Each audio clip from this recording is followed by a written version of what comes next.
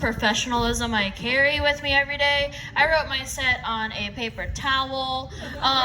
This is the energy we're going with since all the planets are still in retrograde, guys. Right? We're all about manic Mondays, Tuesday, Wednesday, Thursday, Friday, Saturday. Do you know what this area gives me? I was thinking this is the first time I did Hearst Girls at Strange Ways. It feels like we're hanging out at Costco after hours. And I was like, this is the exact crowd I would imagine, just hanging out at a Costco after hours. And I feel privileged to be here with you guys. Thanks, guys. Let's go get a chicken bake together. I'm talking about white people shit. So, I love the idea that, my family, I come from immigrants. We are not from this land. We are from some exotic land called, the Philippines. There isn't any kind of setup for that. But we always talk about how Americans operate very differently, and we like to share our cultural observations on it. But one of my observations about the privilege white people have is not because of clearly the systematic things, but it's also the fun, silly things you guys get to do all the damn time. And I want to give you guys one example. You guys get to do goat yoga.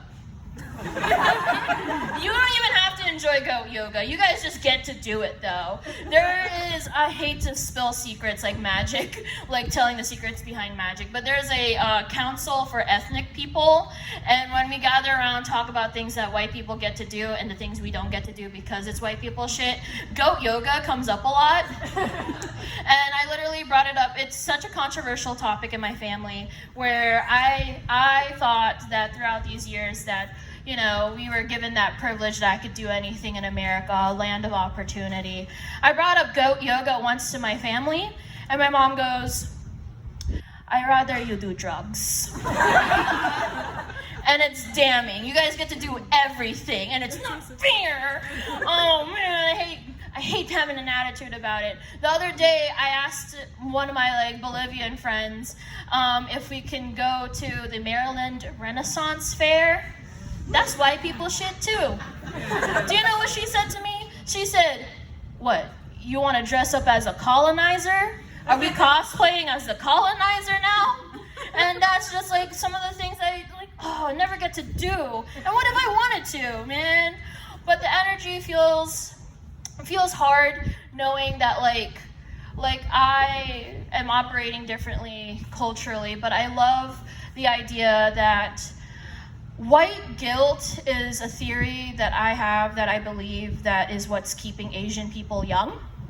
I think it is the fountain of youth. I can show you an example. It was recently my birthday. Oh, thanks, homie. Yeah, I turned 27. Happy birthday! Yeah, existential crisis moment over here. But I recently turned 27. My friend took me out to lunch, and I thought it was targeted because she wanted to take me out to sushi, and I like to give her grief all the time in any which way possible.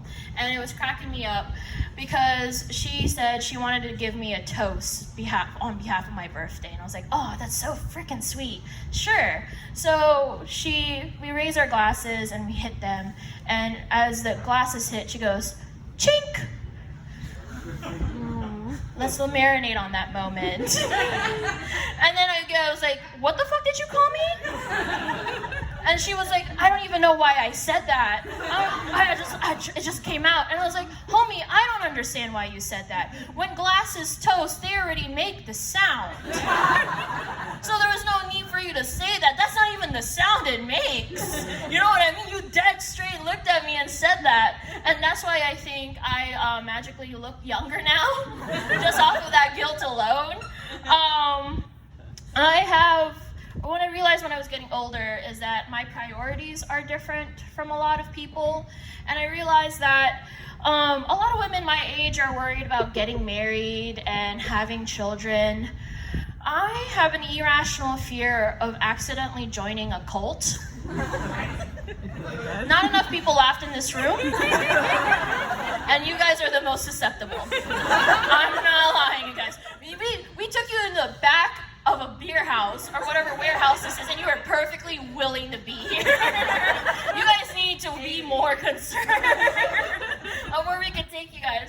I think the funniest commercial, this is a side note, this isn't part of the joke. I think one of the commercials we don't talk about enough is the trauma that Febreze caused. And I was like, you ever think about it? There was a whole year where they would just take people, blindfold them, put them in a room full of trash. And they're like, what does this smell like? And these stupid ass folks like, oh my God, it's a tropical breeze. And I just wonder how they got them to do that. Because if I was blindfolded in a truck, I would have a lot more questions than these Febreze people did. And I'm waiting and anticipating the year that we're gonna hear all of those like ads on the radio being like, have you guys been part of the Febreze commercial? You have. You're entitled to some settlement that the government has set aside for you guys. I'm waiting for that, and I'm waiting for justice for those group of people. But that's another side note that didn't need to be here.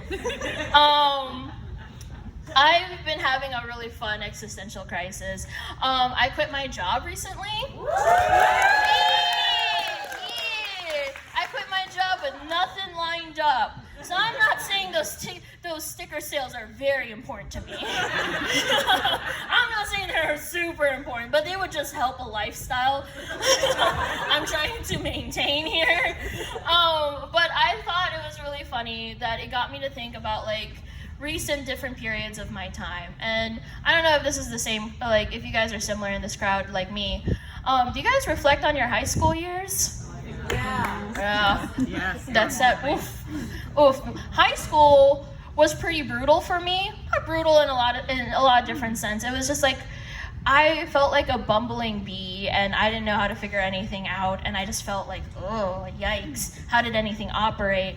But I thought it was really funny. Back in high school, there used to be a girl my freshman year that absolutely hated me, and I couldn't figure out why. And it got so bad to a point where she was actually spreading a rumor about me that I was a slut. And everyone knows that kind of rumor, and everyone knows that kind of trope that like ruins a lot of girls' life in their high school experiences. So I was so confused at why this was happening to me in freshman year. But what was wilder is that she told the entire school, and not a single person believed her. And I couldn't figure out which was worse. That the act of this rumor being spread about me, or that not a single person was like convinced that I could be a slut. Either way, it was a lose-lose situation for me. I used to have people coming up to me and they're like, don't you worry, Kim, none of us believed it. And I was like, damn, what do I gotta do to look like a slut? And I was having a different crisis. I was like, I'm glad that this isn't happening. I feel invincible. But what the actual fuck? And I thought it was really funny because I actually ran into her a few weeks ago at my now old job, and I just wanted to be like, guess who's a slut now, Jessica? Guess who's a slut now? No, my parents would be very disappointed in me. But I thought that was really funny back in high school. But there's also a lot of weird things when it comes to like navigating dating while being young, thick, and Asian. This is just like my brand name, just young, thick, and Asian. But like I always knew that I was thick. I never denied a cookie. Each one was the best pal of mine. But I didn't realize that there was like sort of a thought process to all of it. Or a perspective that I developed doing so, because I don't know if this is going to be news in the room, but recently I found out that George Foreman is an athlete. I thought this man's greatest accomplishment was that Panini Grill. I just came in right after his sports career, and this guy I was talking to told me, I was like, oh, do you realize that George Foreman is a heavyweight champion? And I looked at him and I was like, well, thanks to his grill, I too am heavyweight. And then I also, I'm one of those girls whose milkshake does bring the boys to the yard, but the issue is I'm not sharing, and I don't know why they're in my yard. I also sort of believe that, I'm a weird tradition. traditionalist where I sort of believe that certain things about old style dating should come back. And one of those things is dowries. Not because I believe people should be considered property, right? Caucasian group of people. We don't consider people property, right? Right. It feels a little weak in the room, guys. I'm not feeling confident. But it's sort of because I wish dowries came back just because I believe that I would like a Kelly Blue Book value of standards. And then, like, back in the day, a woman could be worth 10 goats and an acre of land. And between you guys, we've been trauma bonding this entire time. I've slept with a boy for a 10-piece chicken nugget meal and an unsweet tea. Unsweet. The shock and horror from the one girl. No, not the unsweet. Yeah, I was a little bashful. I should have asked for the Sprite. In that situation. You don't hear like an uproar from the men a lot of times with that joke because I always think that it's like, oh wow, it's a deal. Oh my gosh, like an old car salesman. Dang, that's a good value right there. I'll end it with like sort of a reflection or a butterfly effect I've been working on. There was this one time during Hot Girl Summer, if any of you guys celebrate, it's exhausting as fuck, that I decided I was going to do something uncharacteristic and bring a boy home from a bar. And so I brought a boy home from the bar, and I had given him the choice. I left him in my room, like a good dog owner. And I was like, you have all of these options on TV, from Hulu, Netflix, yada, yada, yada. Just pick whatever you want. It'll be perfectly fine. I come back from the bathroom, and just think in your mind what this man could have chosen.